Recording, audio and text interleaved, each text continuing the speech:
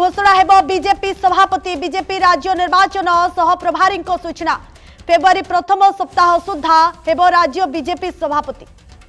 राज्य निर्वाचन अधिकारी ओडिशा आसी आलोचना करिसेंती पुणी राज्य निर्वाचन अधिकारी ओडिशा आसीबे शीघ्र बाकी 14 जिलार सभापति ना घोषणा हेब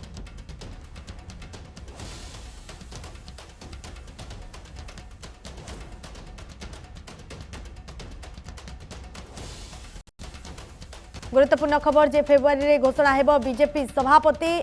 बीजेपी राज्य निर्वाचन सह प्रभारी एने सूचना दैछंती फेब्रुआरी प्रथम सप्ताह सुधा हेब राज्य बीजेपी सभापति तेरे राज्य बीजेपी सभापति किए हेब एने फेब्रुआरी रे घोषणा करा जिवो अधिक सूचना पाई आम सहित जोड़े आम प्रतिनिधि प्रशांत दास भुवनेश्वर प्रशांत गुरुत्वपूर्ण खबर आसुची जे फेब्रुआरी रे घोषणा हेब बीजेपी सभापति वर्तमान जहाँ सूचना आसुची बीजेपी राज्य निर्वाचन सह प्रभारी एने सूचना दैछंती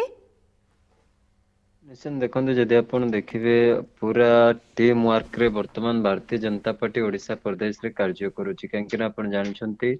दल एवं सरकार उभय को नहीं एबे आगु को बढ़ुची जदि आप देखिए बीजेपी तेबे एई समय आप जानते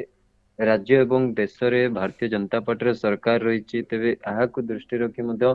संगठन को प्राधान्य दिया जाउची तेबे संगठन जे सभापति हबो तथा दलर जे मुखिया हबो ताकू ने पूरा वर्तमान ओडिशा प्रदेश बीजेपी जदि आपण देखिए पूरा कार्य करूची कांकना निकट रे आपण जानिछंती जिल्ला जो सांगठनिक जिल्ला अछि पाखापाखि 20 रु अधिक तन मध्यरु घोषणा करा जाई सारिछि एवं विभिन्न मंडल सभापति एगुडिक मध्य नूतन भाव रे घोषणा आइछि तेबे याहारी भितर आपण देखिबे राज्य सभापति को जो चर्चा आलोचना समीकरण रही जहाँ सूचना रही जे निर्वाचन सह प्रभारी रही जे खूब शीघ्र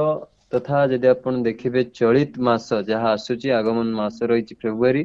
से मासर प्रथम सप्ताह रे कोठी ना कोठी राज्य सभापति घोषणा हवा पाए दल निष्पत्ति रखुची एवं सेति मध्य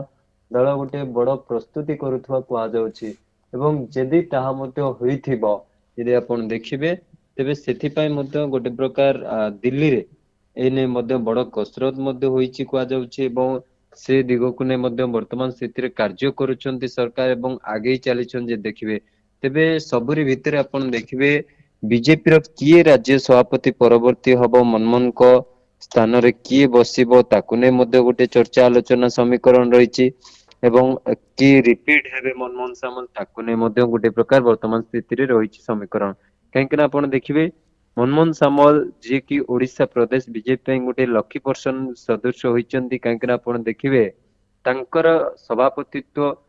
जो द्वितीय बार होइछि से द्वितीय बार आपण जानिछंती सरकार रे रहिछि भारतीय जनता पार्टी गोटे थर हुए तो मेंट सरकार रे रहितला भारतीय जनता पार्टी विजय जनता दल सहित मेंट करितला किंतु द्वितीय बार रे आपण देखिबे राज्य रे जतबळे गोटे 24 वर्षर सत्ता को जदि आपण देखिबे हटाइबारे सक्षम होइतला मनमोहनकर स्ट्रेटेजी मनमोहनकर नेतृत्व रे कार्य करुतबा संगठन एवं सेथिरे जतबळे कार्य करी आपण जानिछंती गोटे सरकार एकाकी सरकार भारतीय जनता पार्टी ओडिशा प्रदेश रे गढिछि जेबे कि स्वाधीनता परठु केबे ओडिशा रे एकाकी सरकार गढिबारे सफल होइनतला बीजेपी हुए तो अनेक बार पदक्षेप निया जायछि अनेक बार स्ट्रेटेजी निया जायछि अनेक बार एक्टिव मोड रे दल कार्य करछि किंतु चलित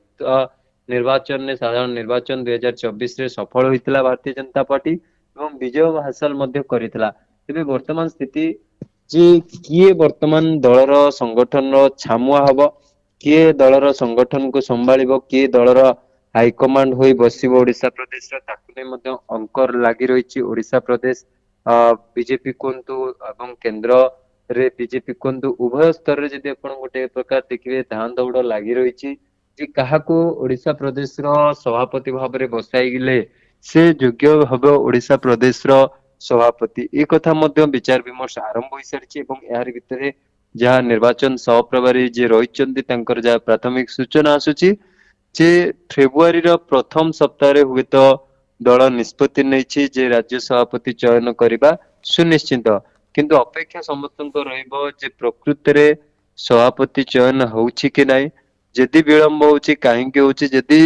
यथाशीघ्र होउछि तार बाट मध्य यदि कहा जाउछि विवाद गुडी को होइतला अनेक नाम मध्य आपण जानिचंती समीर महांती जे पूर्वतन सभापति होचंती ଆପଣ ଗୋଲକ ମହାପାତ୍ରଙ୍କ କଥା କହିବେ, ଯତୀନ ଦାସ ମହାନ୍ତିଙ୍କ କଥା କହିବେ, ଏମିତି ତମାମ ନାଁ, ଆପଣ ବିଶେଷ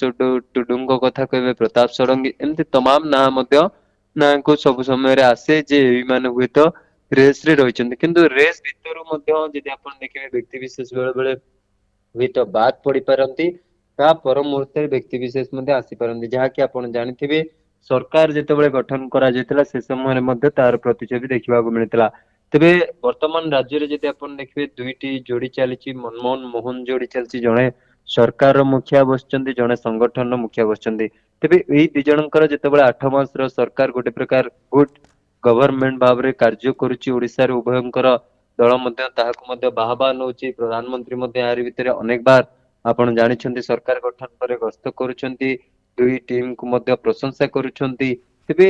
ଏଇ ଯୋଉ ଟିମ୍ ଭିତରେ ବ୍ରେକ୍ ଲାଗିବ କି ଆଗକୁ ବଢିବ, ଯଦି ଆଗକୁ ବଢିବ ତେବେ କିଏ ନବ ଏବଂ ଦୁଇ ଟିମ୍ ପୁଣି କେମିତି ବନିବ ତାହା ମଧ୍ୟ ଗୋଟେ ପ୍ରକାର ବିଚାର ବିମର୍ଶ କରାଯାଉଥିବ। ଗ୍ରାଉଣ୍ଡ ଜିରୋରୁ ମଧ୍ୟ ରିପୋର୍ଟ ଅନୁଧ୍ୟାନ କରୁଥିବ ଭାରତୀୟ ଜନତା ପାର୍ଟି। ଏବଂ ପୁରା ଯଦି ଆପଣ ଦେଖିବେ କେନ୍ଦ୍ର ବିଜେପିର ମଧ୍ୟ ଓଡିଶା ଉପରେ ଫୋକସ ରହିଛି, ଯେହେତୁ ଓଡିଶା ପ୍ରଦେଶରେ ସରକାର ରହିଛି ଭାରତୀୟ ଜନତା ପାର୍ଟିର। ତେବେ ଫେବୃଆରୀ ସପ୍ତାହକୁ ଆମର ସମସ୍ତଙ୍କର ଅପେକ୍ଷା ରହିବ। ଫେବୃଆରୀ ଆଗମନ ମଧ୍ୟ ଆପଣ ଜାଣିଛନ୍ତି ଆଉ ଗୋଟିଏ ଦିନ ପରେ ହବ। ତେବେ ସେତେବେଳେ ସ୍ପଷ୍ଟ ହବ ଯେ କିଏ ଭାରତୀୟ ଜନତା ପାର୍ଟିର ମଙ୍ଗ ଧରୁଛି, କିଏ ମଙ୍ଗୁଆଳ ସାଜୁଛି ଯଦି କହିପାରିବା। ନିହାତି ଭାବରେ କିଏ ମଙ୍ଗଳ ସାଜୁଛି, ରାଜ୍ୟ ବିଜେପି ସଭାପତି କିଏ ହେବେ ତା ଉପରେ ମଧ୍ୟ ନଜର ରହିଛି ସମସ୍ତଙ୍କର। କିନ୍ତୁ ବାକି ଯେଉଁ 14 ଜିଲ୍ଲା ରହିଛି ତାଙ୍କର ମଧ୍ୟ ନାଁ ମଧ୍ୟ ଘୋଷଣା ହେବ, ସଭାପତିଙ୍କ ନାଁ ଏ ମଧ୍ୟ ସୂଚନା ଆସୁଛି ପ୍ରଶାନ୍ତ। ଦେଖନ୍ତୁ, ଯେତେବେଳେ ରାଜ୍ୟ ସଭାପତି ଘୋଷଣା ପୂର୍ବରୁ ସମସ୍ତ ଜିଲ୍ଲାର ସାଂଗଠନିକ ନିର୍ବାଚନ ପ୍ରକ୍ରିୟା ଶେଷ ହୋଇଥାଏ ଏବଂ ଶେଷ ପରେ ହିଁ ରାଜ୍ୟସ୍ତରୀୟ ନିର୍ବାଚନରେ ପାର୍ଟିସିପେଟ କରିଥାଏ ଦଳ। ତେବେ ବର୍ତ୍ତମାନ ସ୍ଥିତିରେ ଯେହେତୁ ଆଉ କିଛି ଜିଲ୍ଲାର ଅଟକି ରହିଛି, କାହିଁକି ନା ପ୍ରକ୍ରିୟା ହୁଏତ ପରିବର୍ତ୍ତନ ହୋଇଛି, ନାଁ ଘୋଷଣା ହେଇନି, ଜିଲ୍ଲା ସ୍ତରରେ ପ୍ରକ୍ରିୟା ହୋଇ ଜିଲ୍ଲା ସ୍ତରରୁ ନାମ ହୁଏତ ଘୋଷଣା ହେଇଛି, କିନ୍ତୁ ଯୋଉଟା ହୋଇଛି ଦଳରେ ବର୍ତ୍ତମାନ ସ୍ଥିତିରେ ମଧ୍ୟ ଅସନ୍ତୋଷ ଜାତ ହୋଇନି, ଯାହାକି ମଧ୍ୟ ଅନେକ ସ୍ଥାନରୁ ଯଦି ଆପଣ ଦେଖିବେ କୌଣସି ବିବାଦର ରୂପ ଅସନ୍ତୋଷ କନ୍ଦଳ କୌଣସି ଆସିନାହିଁ। ତେବେ ଆଉ ଯୋଉ ଅବଶିଷ୍ଟାଂଶ ରହିଯାଇଛି ସାଂଗଠନିକ ଜିଲ୍ଲା ଗୁଡିକ, ସେଗୁଡିକରେ ମଧ୍ୟ ସେଭଳି ସ୍ଥିତି କିଭଳି ଭାବରେ ଉପୁଜିବନି, ଉଚିତ ବ୍ୟକ୍ତିଙ୍କୁ କିଭଳି ଭାବରେ ଦଳ ଚୟନ କରି ଜିଲ୍ଲାର ଦାୟିତ୍ୱ ଦେବ ଏବଂ ସେମାନଙ୍କର ପ୍ରକ୍ରିୟା ଶେଷ କରିବା ପରେ ମଧ୍ୟ ରାଜ୍ୟର ଜଣେ ଉଚିତ ଯୋଗ୍ୟ ବ୍ୟକ୍ତିଙ୍କୁ ଦବ, ସେ ଦିଗରେ ମଧ୍ୟ ବର୍ତ୍ତମାନ କାର୍ଯ୍ୟ ହେଉଛି। ତେବେ ଦିଲ୍ଲୀ ଦରବାରରୁ ମଧ୍ୟ ଗୋଟେ ଟିମ୍ ମଧ୍ୟ ଓଡିଶାରେ ଆସି ବର୍ତ୍ତମାନ ଯଦି ଆପଣ ଦେଖିବେ କାର୍ଯ୍ୟ କରି ପୁରା ରିପୋର୍ଟ କୁ ଅନୁଧ୍ୟାନ କରୁଛି ଯେ କିଏ ଜିଲ୍ଲା ପାଇଁ, କିଏ ରାଜ୍ୟ ପାଇଁ, କିଏ ବିଭିନ୍ନ ବିଭାଗର ତଥା ବିଭିନ୍ନ ସଂଗଠନର ପଦପଦବୀ ପାଇଁ କିଏ ଯୋଗ୍ୟ, ସେମାନଙ୍କ ନେଇ ମଧ୍ୟ ଗୋଟେ ପ୍ରକାର ଅନୁଧ୍ୟାନ ପ୍ରକ୍ରିୟା ଆରମ୍ଭ ହୋଇଥିବା କୁହାଯାଇପାରେ। ଏବଂ ଫେବୃଆରୀ ମାସରେ ସମ୍ପୂର୍ଣ୍ଣ ବିଜେପିର ସାଂଗଠନିକ କାର୍ଯ୍ୟକ୍ରମ ଶେଷ ପରେ କୁହାଯାଉଛି ମାର୍ଚ୍ଚ ଆଡିକି ସରକାରର ମଧ୍ୟ କୌଣସି ପ୍ରକାର ଆକଳନ କରାଯାଇପାରେ, ସରକାରରେ କୌଣସି ଉତ୍ଥାନ ପତନ। କିନ୍ତୁ ବର୍ତ୍ତମାନ ସ୍ଥିତିରେ ଫେବୃଆରୀ ମାସଟି ଗୁରୁତ୍ୱପୂର୍ଣ୍ଣ ରହିବ, ହୁଏତ ପ୍ରଥମ ଦ୍ୱିତୀୟ ସପ୍ତାହ ସଂଗଠନ ପାଇଁ, କିନ୍ତୁ ତୃତୀୟ ସପ୍ତାହ ଆଡିକି ସରକାର ଉପରକୁ ମଧ୍ୟ ନଜର ରଖିବେ କେନ୍ଦ୍ରୀୟ ଦିଲ୍ଲୀ ନେତୃତ୍ୱ ଭାରତୀୟ ଜନତା ପାର୍ଟିର ଯଦି କହିପାରିବା।